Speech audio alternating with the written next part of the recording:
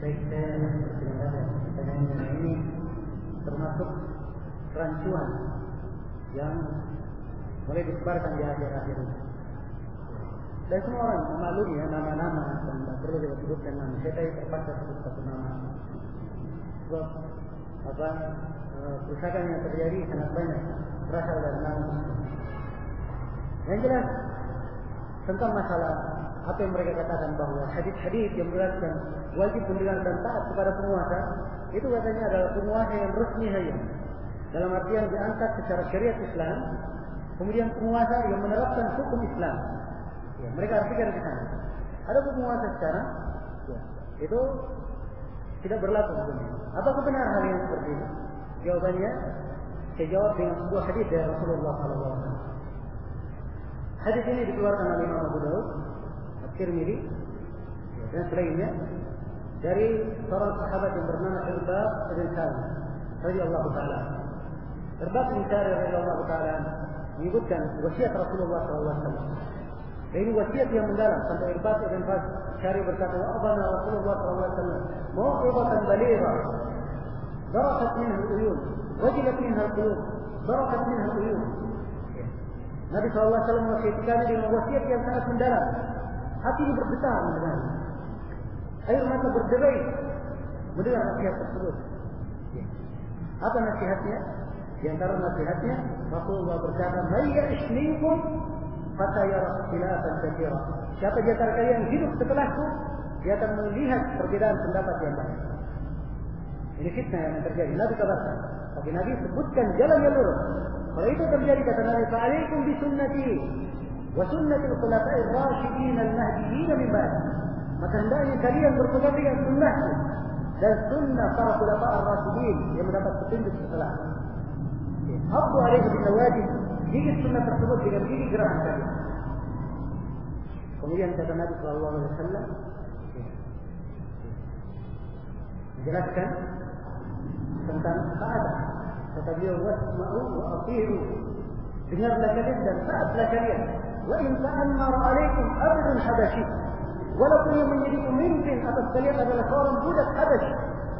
Sebuah riwayat mengatakan muqatta' al-atraf, ya terputus terpotong-potong ujung-ujungnya. Maksudnya dia cacat, telinganya terpotong, tangannya terpotong. Ini kira-kira budak Habasyi cacat, syarat penguasa terkumpul padanya atau tidak? Ini tidak memenuhi syarat penguasa. Dan perhatikan kalimat ta'ammara. Ta'ammara itu dia berkuasa dengan kekuatannya. Ya. Berkuasa dengan apa? Kekuatannya. Dia melakukan kudeta berkuasa. Perhatikan. Nabi perintah untuk dengar dan taat. Tatkala dia sudah menjadi apa? Sudah resmi menjadi penguasa. Sudah resmi menjadi penguasa. Walaupun cara dia menjadi penguasa tidak syah. Tapi Nabi perintah untuk mendengar dan taat. Tatkala dia sudah resmi menjadi apa? Penguasa. Sebab maksud umum dari penguasa itu adalah mengumpulkan hati manusia di atas satu hati. Pemimpin mereka cuma satu. Ya. Menyebabkan darah kaum muslimin terjaga, tercipta keamanan dengan adanya satu apa?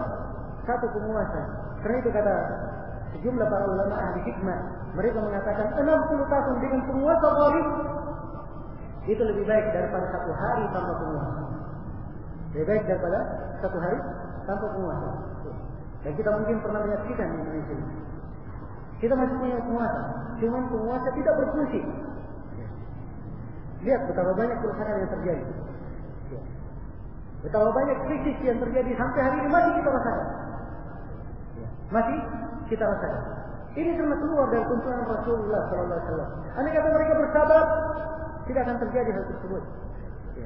Dan perintah Rasulullah SAW bersabar ketika terjadi penguasa yang zalim. Sebab kezaliman itu dia menanggungnya terhadap rakyat sendiri. Tapi kalau rakyat melakukan kudeta terhadap penguasa, ini artinya pertumpahan darah dan kerusakan. Nah, ini adalah maqsadat yang lebih besar. Maqsadat yang lebih besar. Karena itu harus dipahami. Ya, apalagi sekarang diteriakkan korupsi, sampai hari ini juga tidak terbukti. Ya. Dan kita tidak ambil rahasia waktu. Cuma ini adalah pelajaran. Yang hendaknya kita mengambil pelajaran. Kesabaran yang sangat besar nilainya. Perhatikan Bani Israel. Mereka tidak bisa menghadapi Firaun. Tapi dengan kesabaran mereka Allah hancurkan Firaun dan bala tentaranya dengan cara yang menakjubkan. Dan Allah terangkan bahwa itu nikmat Allah berikan untuk mereka karena kesabaran Bani Israil. Allah menyatakan wa tammat kalimatu rabbikal husna ala Bani Israil bima sabaru. Dan telah sempurna kalimat Rabbmu yang maha baik untuk Bani Israil karena kesabaran mereka. Ya. Kesabaran itu mendatangkan hasil. Maka ini saya kira satu hadis dan banyak lagi hadis yang lain. Ya. Hadis yang lain menjelaskannya. Ya. Menjelaskan tentang penguasa yang diinginkan dengan penguasa, dia naik dengan syah maupun tidak syah saja dia sudah jadi penguasa, maka dia wajib didengar dan ditaati. Karena itu para ulama sepakat bahwa seorang syah menjadi penguasa dengan salah satu dari 3 kriteria. Yang pertama, dia dipilih oleh ahlul halli wal aqd. Sebagaimana Abu Bakar dipilih oleh para sahabat yang dibawa sakita saja. Setelah sahabat yang dibawa pohon kurma ini memilihnya, seluruh sahabat yang lainnya membaiat Abu Bakar radhiyallahu taala. Dan sebagaimana Utsman bin Affan dipilih oleh hanya 6 orang anggota syura yang diusulkan oleh Umar bin Khattab radhiyallahu taala. Cara yang kedua, dia dipilih, dia menjadi penguasa dengan pelimpahan kekuasaan, dengan wilayatul ahad. Wilayatul ahad, ini sekarang yang orang-orang sebut dengan nama sistem kerajaan. Ada pewarisan kekuasaan. Sebab Umar bin Khattab radhiyallahu taala anhu menjadi khalifah sebab Abu Bakar melimpahkan kekuasaan kepada Umar. Abu Bakar menyatakan bahwa Umar adalah pengganti saya setelah saya meninggal. Maka setelah itu Syah Umar bin Khattab radhiyallahu taala anhu sebagai penguasa dan seluruh para sahabat membaiatnya. Tidak ada silap pendapat. Cara yang ketiga dia sah sebagai penguasa apabila ada yang naik dengan cara yang tidak resmi. Dengan cara berbeda, penggulingan kekuasaan, dia telah berhasil menjadi penguasa. Maka sepanjang dia telah berhasil menjadi penguasa, maka dia sudah syah sebagai penguasa.